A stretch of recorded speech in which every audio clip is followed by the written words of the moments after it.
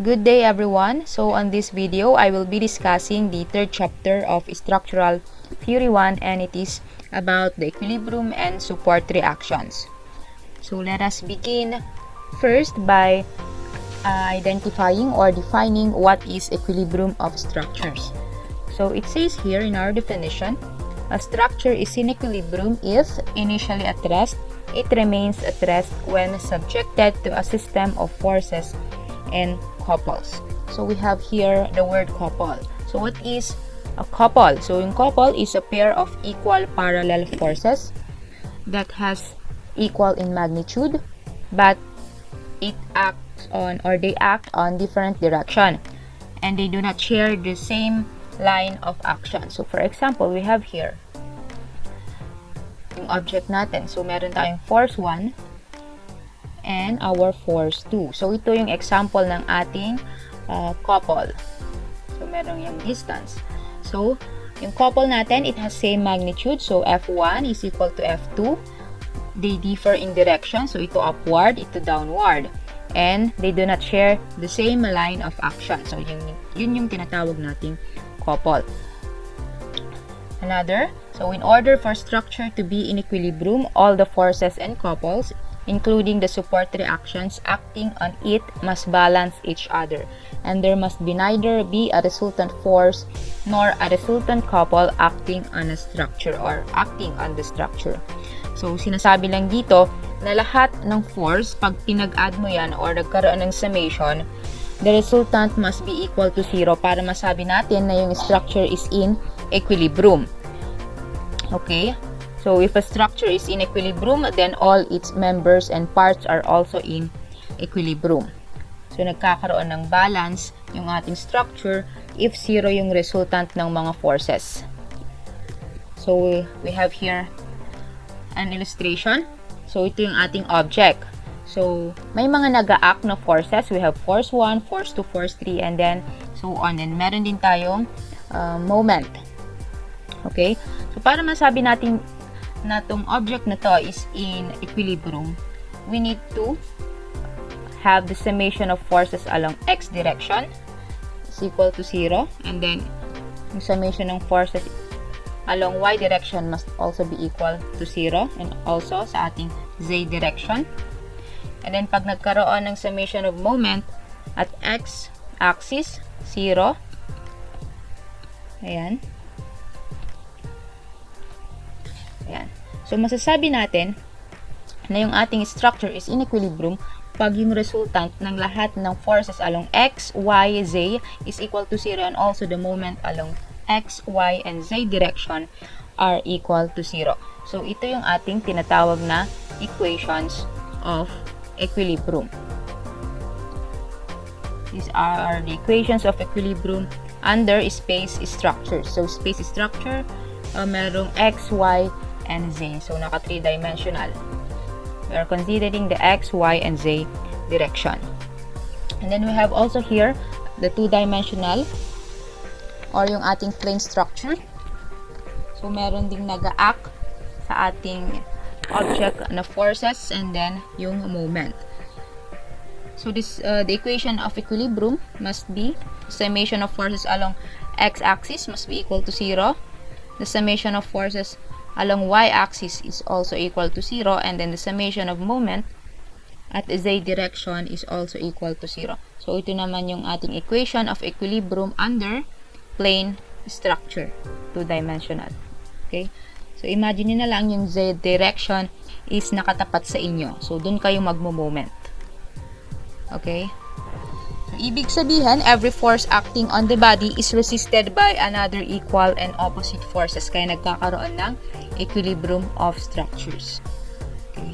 So, paano dito? For example, dito, yung F2 natin, meron yung forces. Let's say, F2 Y and then F2 X. And then, same also with our force 1. Meron yung X and Y component. Yan. Also, with this one, and so on. So, paano natin kukunin yung summation of forces along x direction? So, kukunin mo lang yung value ng forces natin along x and then mag-a-add. And they must be equal to 0. Same with also with the y. lahat ng vertical forces. And if it is equal to 0, therefore, merong equilibrium yung ating structure. Okay? Meron din tayong tinatawag na concurrent force systems. So, it says here, the lines of action of all the forces intersect at a single point. And the moment equilibrium equations must be satisfied. So, dito,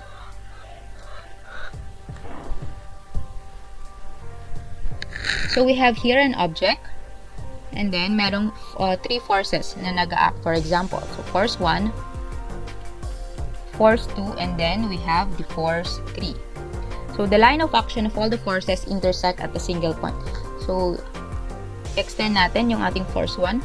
So, yun yung sinasabi na line of action ng ating mga forces. Ayan. And then, yung ating force 3. So, they intersect at this point, for example. Diba? So, pag nag-intersect sila at a single point, therefore, there is an equilibrium of the structure. Because if we take the summation of forces along x and summation of forces along y, they will be equal to 0.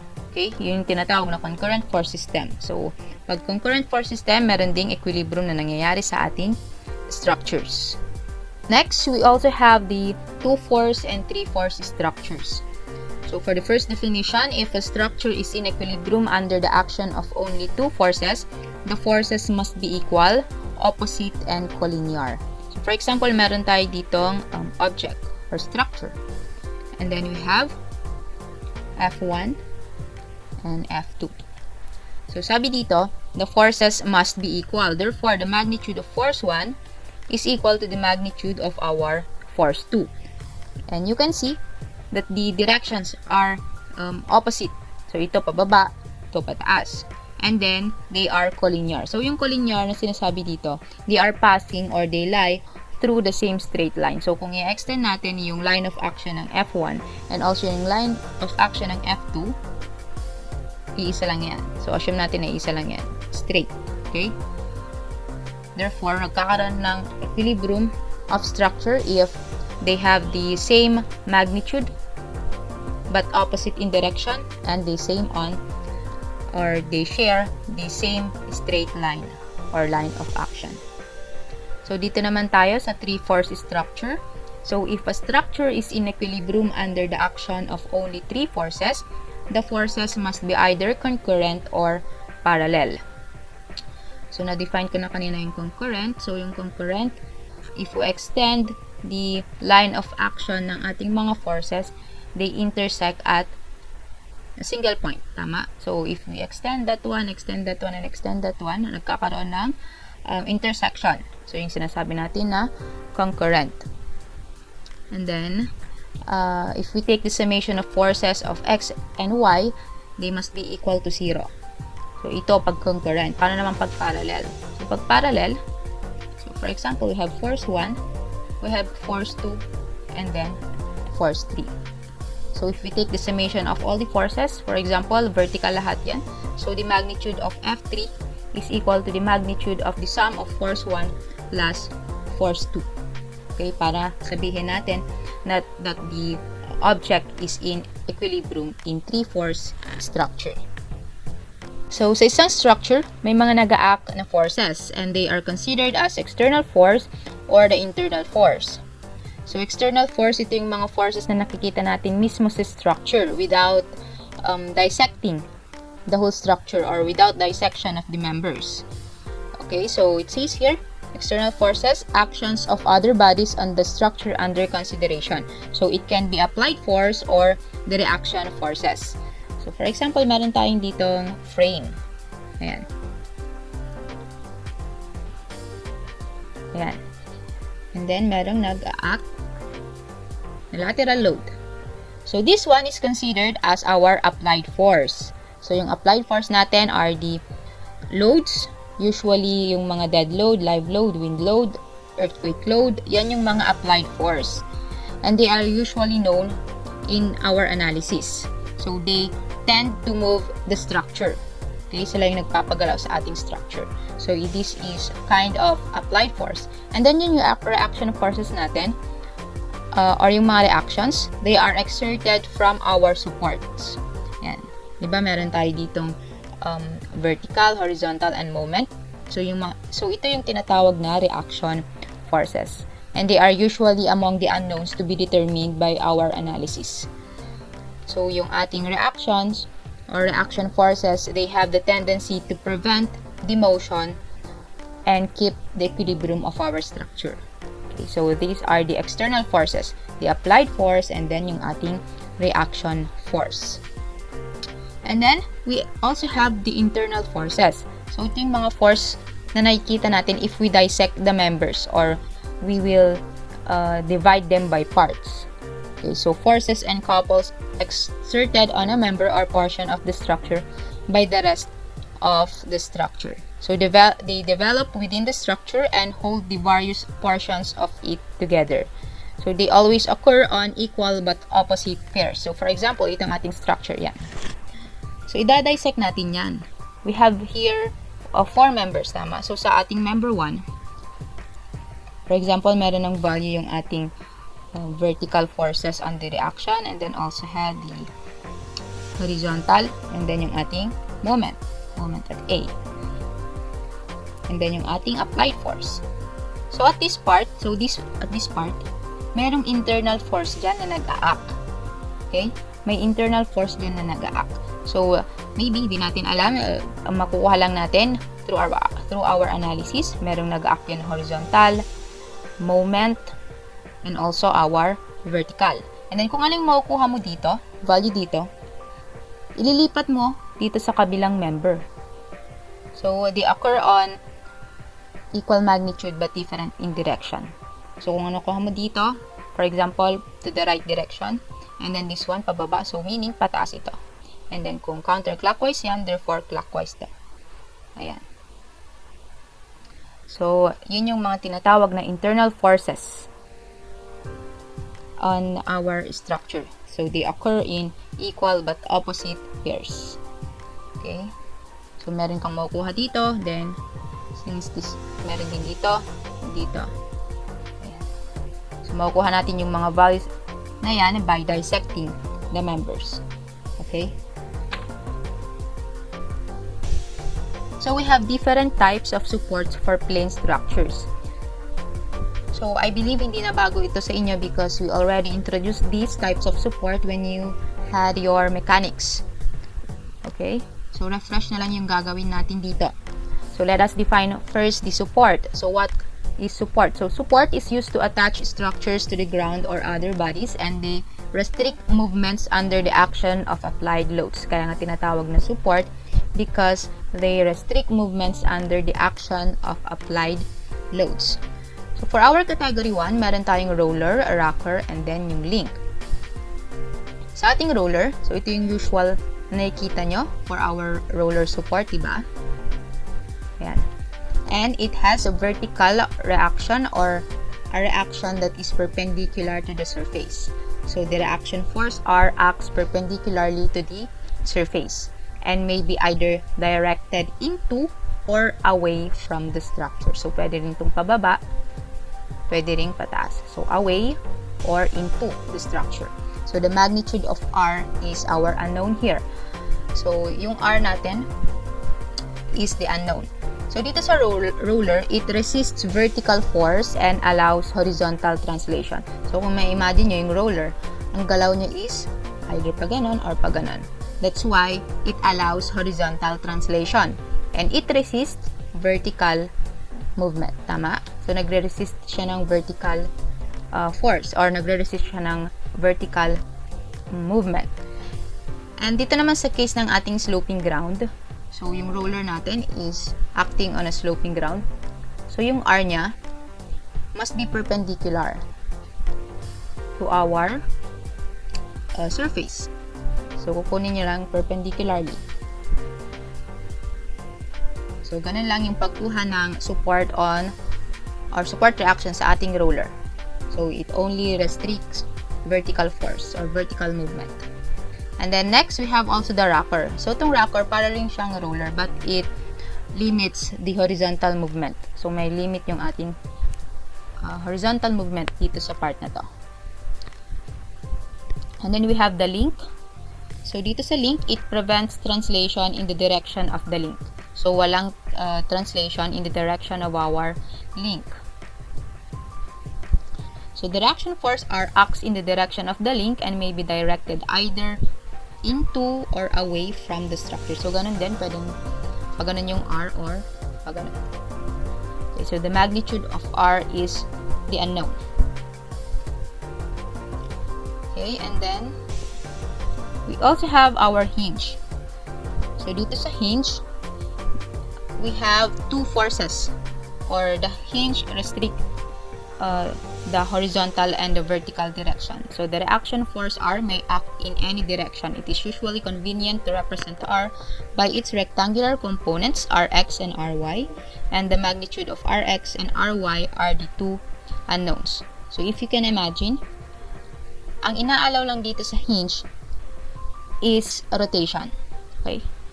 For example, ang galaw nitong member na to is either pa ganun lang or pa ganun. Hindi siya pwedeng vertical or hindi siya pwedeng horizontal. It restricts vertical and horizontal movement. And also, another example is yung ating door. So, yung door natin, so top view. So, top view tayo. Ito yung door natin. Dito naka-hinge ang part ng ating door, di ba? So, yung movement ng door is pa ganun lang or pa ganun. So, may rotation pero walang vertical or horizontal movement. Okay? Next, we have the fixed. So, yung fixed natin, the reactions consist of two force components, the horizontal and the vertical component, and a couple of moment M. So, the magnitudes of Rx, Ry, and moment are the three unknowns. So, it restricts rotation, horizontal, and vertical movement na tinatawag na fixed support. Okay, so these are familiar to you already. So next, let us proceed to static determinacy, indeterminacy, and instability of the structures. So, kailan ba natin matatawag na ang isang structure is statically determinate, indeterminate, or unstable? So, bago yan, let us define first what is internally stable and unstable structures. So, on the first part, we have here, internally stable or rigid structure is a structure that maintains its shape and remains a rigid body when detached from the supports. So, kahit natanggalin daw natin yung support, makakatayo pa rin yan because of the internal forces acting on each members. So, may mga internal forces na nag-act dyan that can support the structure to stand alone even the support is tinatanggal. Okay? Next, we have the internally unstable or non-rigid structure. So, sabi dito, this is a structure that can't maintain its shape and may undergo displacements under small disturbances when not supported externally. So, the internal reactions acting on each member are not enough to sustain their stability. Kaya nagkakaroon ng displacement. So, for example, this one. Tinanggal natin yung support. So, nung tinanggal natin yung support, nagkaroon na ng deformation or displacement from this point up to this point. So, nagkaroon ng displacement. Kasi hindi nga sapat yung internal reactions to sustain the stability of the whole structure. Same through with this one. Ayan. And example, this one, assume natin that this is hinge. So, nagkakaroon ng rotation. Okay, nagkakaroon ng rotation at this point. So, this is the original position. So, tinanggal natin yung support and then in-applyan natin ng some small disturbances. So, nagkaroon siya ng displacement from this point, original point, to this point. Okay? Next, we have now the static determinacy of internally stable structures. So, na-define na natin kung kailan nagiging internally stable or internally unstable yung isang structure. So, this time, we will now determine if a structure is statically determinate or statically indeterminate. So, it says here that an internally stable structure is considered to be statically determinate externally if all its support reactions can be determined by solving the equations of equilibrium. So, makukuha natin yung support reactions by using the static equations of equilibrium. So, ano ulit yung three equations na yan? So, we have the summation of forces. Sulat ko lang. So, we have the summation of forces along horizontal or along x-axis is equal to 0. The summation of forces along y-axis is equal to 0. And then the summation of moment along z-axis is equal to 0. So, ito yung ating 3 equations or static equations of equilibrium for our plane structures. Like for this one, ang support ng ating cantilever beam is in fixed support. So, meron siyang moment, meron siyang vertical force, and meron siyang horizontal force. So, ilan yung reactions dito? So, we have 3 reactions. For this one, a roller to. So, we have vertical. And then this one is a hinge. So, ito. So, let us assume muna yung mga directions. And then, the reaction is equal to 3. For this one naman, roller. Ayan. Ito yung support reactions. So, the reaction is also equal to 3. And then this one, hinge. And then, roller. Therefore, the reaction is also equal to 3. So, this is an example of statically determinate externally structure. So, all the 4 examples here ay may tagtatatlong reactions. So, they are example of statically determinate externally structures. Next, meron naman tayong statically indeterminate externally. So, yung kanina is statically determinate externally. Ito naman is statically indeterminate externally. So, yung structure natin is supported by more than 3 reactions. And the reactions can't be determined from the 3 equations of equilibrium. So, hindi na sapat yung 3 equations natin to solve for the support. Okay? So, doon matatawag natin na statically indeterminate externally na yung isang structure if the 3 equations of equilibrium is not enough anymore to solve for the reactions. So, the external redundants, yung external redundants are the excess reactions necessary for the equilibrium. And then, we have the degree of external indeterminacy. These are the number of external redundant. So, for example, this one, have the equation is equal to r minus 3. So, ito yung degree of external indeterminacy. And then, ito yung ating number of reactions. Okay? So, i-minus natin siya sa 3. So, yung 3 kasi natin ito is from the 3 equations of equilibrium, right? So, yung difference ng reaction, minus 3, is what do we call now the degree of external indeterminacy. Okay? So, let us try to have some examples of statically indeterminate structures. So, meron tayo dito. Ayan, we have 5 examples here. So, for the first item, this one, drawing natin yung free body diagram niya. So, roller dito, and then we have roller, and then hinge. So, we have yung equations natin. Degree of external indeterminacy is equal to number of reactions minus 3. So, lang yung reaction dito. So, it has 4 reactions minus 3. So, it's equal to 1. Therefore, this structure is indeterminate at the first degree. So, indeterminate at first degree.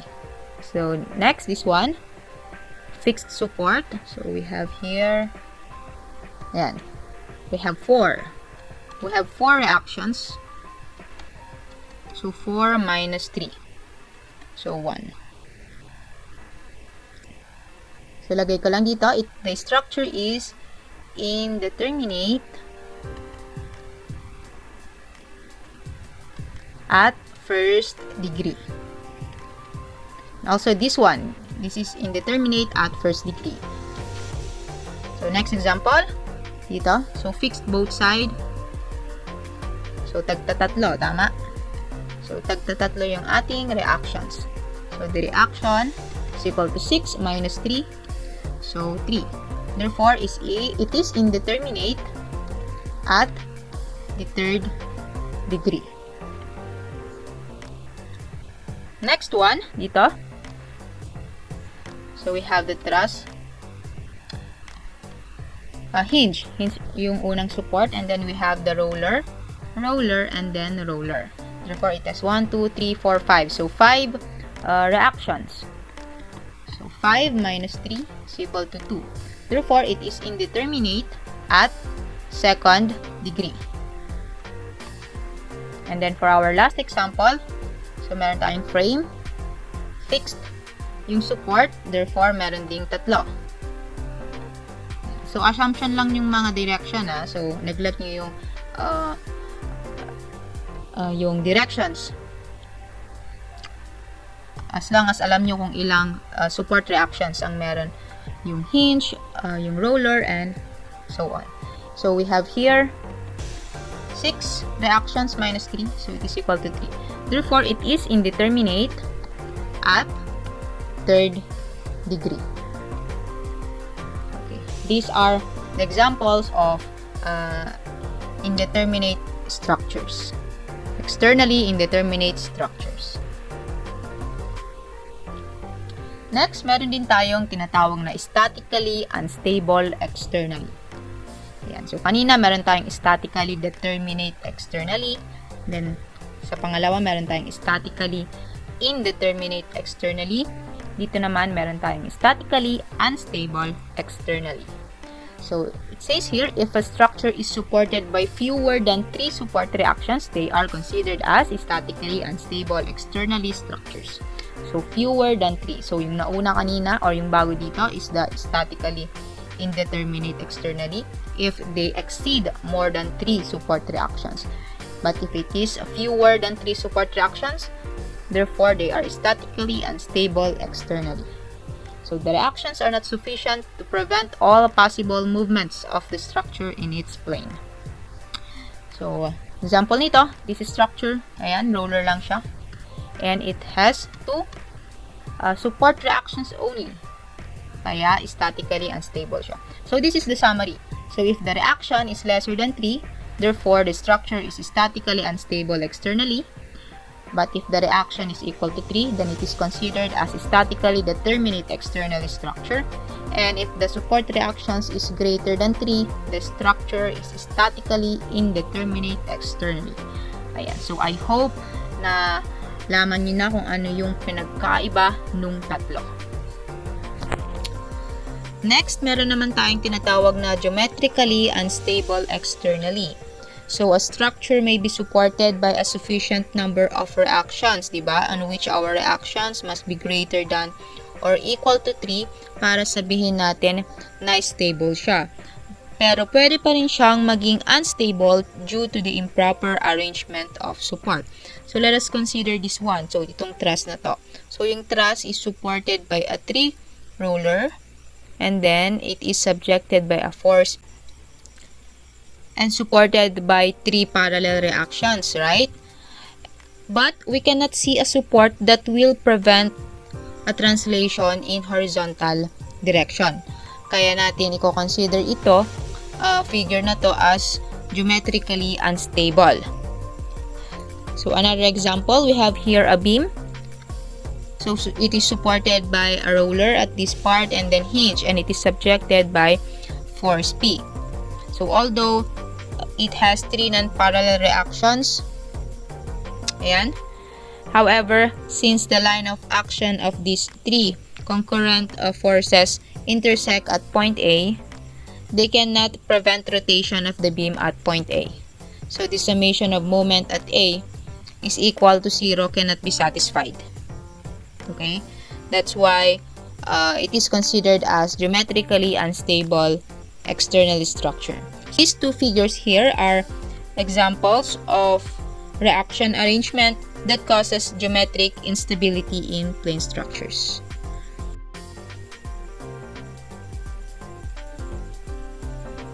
Next, we have our static determinacy of internally unstable structures using equations of condition.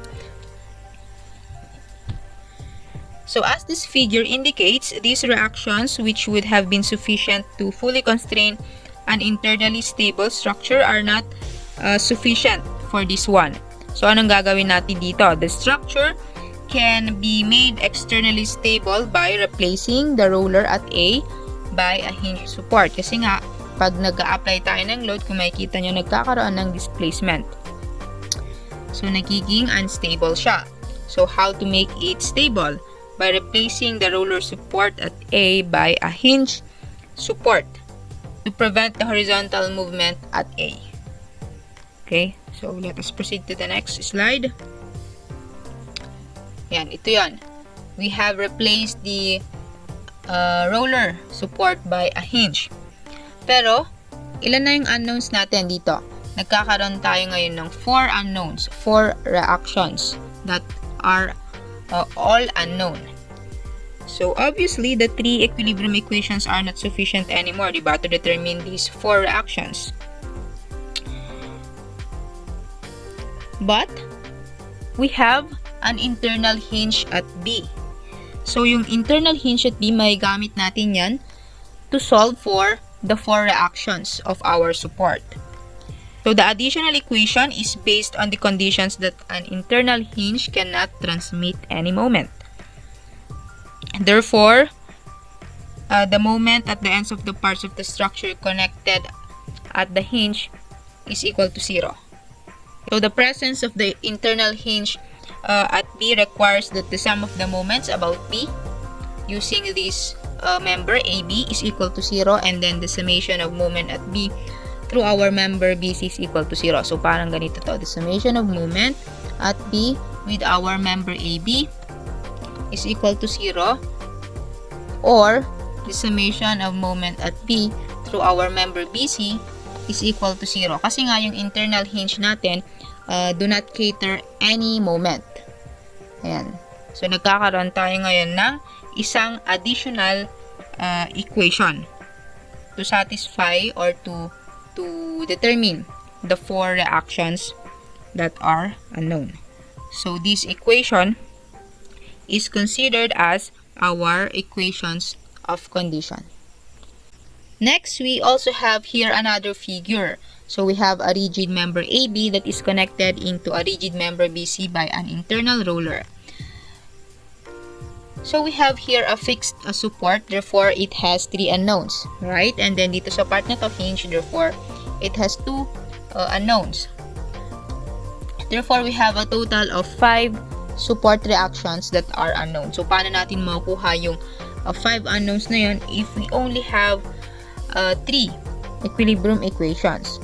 So, pwede natin gamitin yung internal roller. So, the structure or this internal roller can transmit neither moment nor force in the direction that is parallel to the supporting surface. Therefore, it provides 2 equations. So, ano yung 2 equations na yan? So, we have the forces horizontal and then yung ating summation of moment. Ayan. So, meron tayong summation of forces horizontal for our AB, for example. It is equal to 0. And then, yung summation of forces natin, horizontal for our BC, it is also equal to 0. And then, yung ating moment, if we take the moment at B with the use of our member AB, it is also equal to 0. And then, the summation of moment at B with our member BC, therefore, it is equal to 0. Ayan. So, meron na tayong 2 additional equations that can we use together with our 3 equilibrium equations to find the 5 unknowns of our structure. So, in summary, so makikita natin dito, if the reaction is lesser than 3 plus our EC or yung number of equations conditions natin, therefore, the structure is considered as statically unstable externally. But if the reaction is equal to 3 plus our EC, therefore, the structure is statically determinate externally. But if the reactions is greater than 3 plus our EC, therefore, the structure is statically indeterminate externally. And take note that if we have internal hinge, we only have 1 equations of condition. Kagaya dito. So, meron tayong internal hinge, kaya iisa lang yung equations of conditions natin. Unlike for the internal roller, so internal roller, it provides 2 equations of conditions. So, take note of that if we have an internal hinge, it provides only 1 equations of condition. And then, if we have internal roller, it provides 2 equations of condition. And then, for our degree of external indeterminacy, it is equal to our R minus 3 plus our EC. So, ganun lang yung pagde-determine natin for the degree of external indeterminacy. So, let's have some examples here. I think we have 7 examples. Ayan. So, classify each of the structures shown as externally unstable, statically determinate, or statically indeterminate. So, if the structure is statically indeterminate externally, then determine the degree of external indeterminacy. So, for our first example, meron tayo ditong beam, and it has fixed support. So, fixed support, meron tayong 3 unknowns. And then, pag roller, meron tayong isa. And then, 1. Therefore, the number of unknown reactions is equal to 5. Yan. And then, we can not see any internal hinge or internal roller. Therefore, it is considered as internally stable. Internally stable. And since it is greater than 3, therefore, the beam is statically indeterminate. Indeterminate. So, at what degree siya naging indeterminate? So, we have our equations of R minus 3. Yung R natin is 5 minus 3, therefore 2. Therefore, it is statically indeterminate at second degree. Okay, next, for our example number 2, we have here fixed, therefore we have 3 here and then 3. So, the unknown reactions is equal to 6. And then we can see an internal hinge here. Therefore, it is internally unstable. And then, i-run yung equations of conditions natin. So, it is internal hinge. Therefore, it is equal to 1 only. And then, we have our conditions, diba? So, R, i-compare natin siya sa 3 plus EC. So, yung R natin is 6. So, ilan yung 3 plus EC natin? So, 3 plus 1 is equal to 4. Therefore, 6 is greater than 4. Therefore, we can say that the beam is statically indeterminate externally.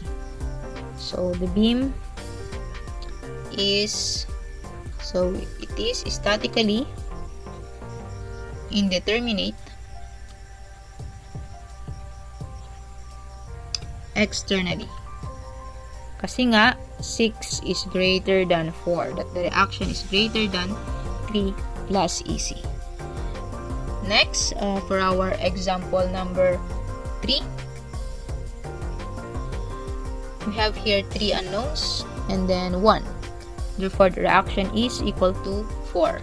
And we can see here an internal roller. Therefore, it is internally unstable.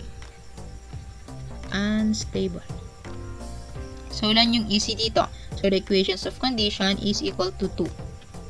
So, let us compare R with 3 plus EC. So, yung reactions natin is 4. 3 plus EC, so 3 plus 2 is 5. So, 4 is lesser than 5. Therefore, our structure is considered as statically unstable externally. So, statically unstable externally. So, balikan nyo lang yung mga conditions kanina na nai-present. Okay. So, it is statically unstable externally. Next, for our example number 4,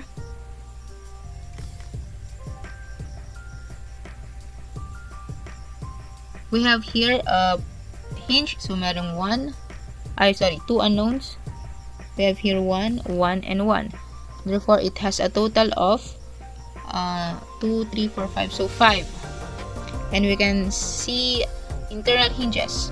Therefore, it is internally unstable. So, ilan yung equations of conditions natin? We have 1 here, we have 1 here. Therefore, we have a total of 2. So, comparing it with R with 3 plus EC. So, we have yung R natin is 5. 3 plus EC is also 5. So, 5 is equal to 5. Therefore, the structure is statically determinate externally. So, statically determinate externally. Ayan. Next, for our example number 5, we have here 2 unknowns, 1 and then 3. The reactions is equal to 6. So, 6 unknown reactions. And then, meron tayong nakikita ditong 3 internal hinges. Therefore, it is considered as internally unstable. So, yung easy natin, equations of conditions, we have 1, 1, 1. Therefore, we have 3. And then, comparing it with R, with 3 plus EC. So, yung ating R is 6, 3 plus EC. So, 3 plus 3, 6. So, 6 is equal to 6. Therefore, the structure is considered as statically determinate externally. Ayan. Next, for this example number 6, we have here a frame. So, dito hinge and then hinge. Therefore, it has 2 and 2. So, the number of reactions is 4. And then, meron tayong nakikitang internal hinge. Therefore, it is internally unstable. Then, we have our equations of conditions. So, meron tayong internal hinge. Therefore, isa. Comparing R with 3 plus EC. So, 4, 3 plus EC. So, we have 3 plus 1, 4. So, 4 is equal to 4. Therefore, it is considered as statically determinate externally. Ayan. And then, for our last example, meron tayong ditong frame and it is fixed at each support. So, we have 3, 3. So, R is equal to 6. And we can see 3 internal hinges. Therefore, it is internally unstable. So, ilan yung equations of conditions natin? So, EC is equal to 1, 2, 3. So, 3. And then, comparing it again, we have R and then 3 plus EC. So, yung ating R is 6. 3 plus EC or 3 plus 3 is 6. So, 6 is equal to 6. Therefore, the structure is considered as statically determinate externally. Ayan. So, madali lang to as long as you are familiar with the conditions we have earlier.